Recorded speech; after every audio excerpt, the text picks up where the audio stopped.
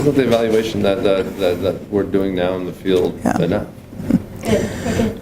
For some, all right, listen.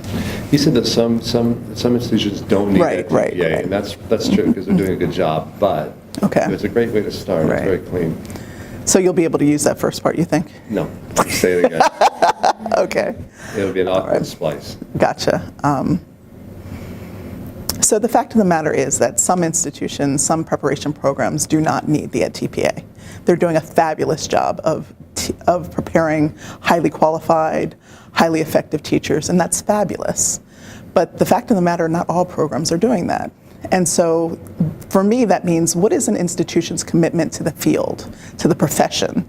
And so those of us who are doing a good job of preparing candidates, the EdTPA should fit in nicely with the work that we're doing. And it's a commitment to the professionalization of teaching to say, we think that this is an assessment that does capture the core knowledge and skills that a person needs going into their first year of teaching, and that all teachers should be able to demonstrate this no matter what their preparation is. And again, that really speaks to the need to having a quality teacher in every classroom from day one. Great. I guess the last one, in kind of a mega framing, is this process, this involvement in TPA at Maryland, achieving its goal of being educative toward program improvement and enhancement? Is there a new energy, is there a new focus, is there a new dynamic in your program that's healthy? And so if you could describe that. Yeah.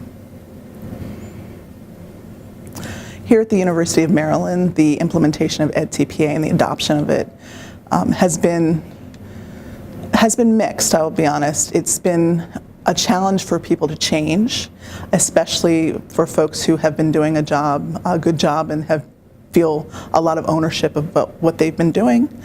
But there's also a spirit to do what's best for students and for teachers and our candidates. And so there's this tension between let's see this through and be committed to this initiative that we think is good for the field. And this is a struggle with figuring out how to fit what we want to do with this new assessment. So I would say with the implementation of EdTPA, one of the largest,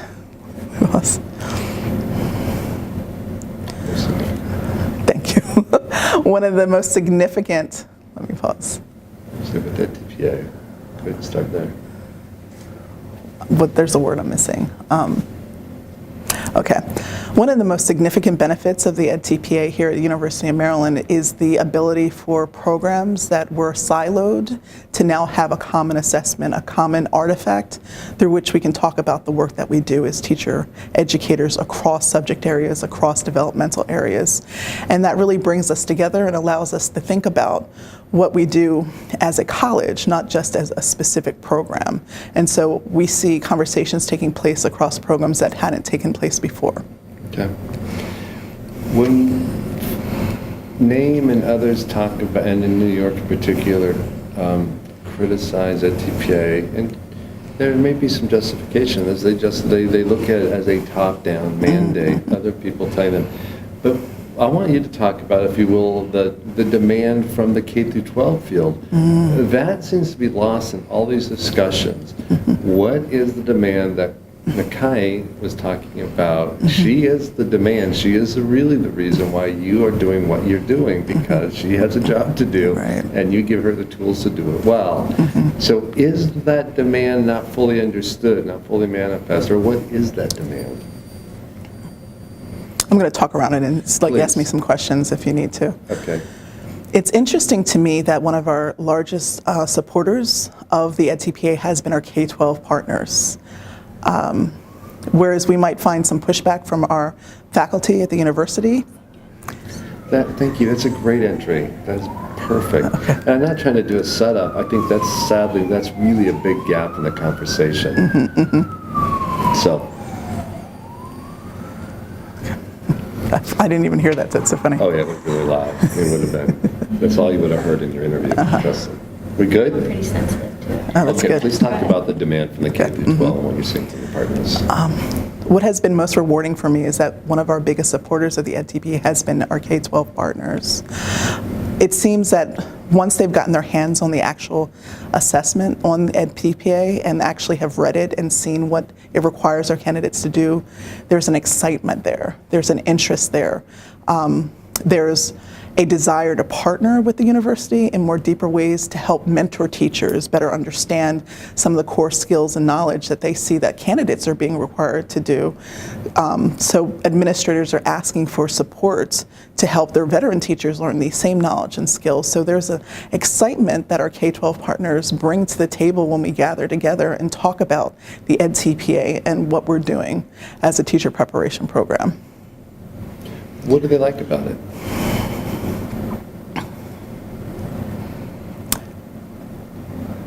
Teachers and administrators who I've spoken to about the EdTPA particularly like the structured analytical nature of the EdTPA. The fact that there are questions being asked of candidates that make them think deeply about why they do what they're doing and how they do what they do. And teachers and administrators often, in the rushing of the daily life of schooling, don't often have the opportunity to think that deeply in the moment. And so when they get a hold of the EdTPA, it helps them to recalibrate to that reflective practitioner. And they see that in the EdTPA, and they're happy that the teachers that are being prepared are getting that preparation and that way of thinking prior to coming into their schools. Okay, good. We had, what do you think? You miss anything? You miss anything? I'm good with other people, not myself. No, I mean, but you're passionate, and the passion comes through. And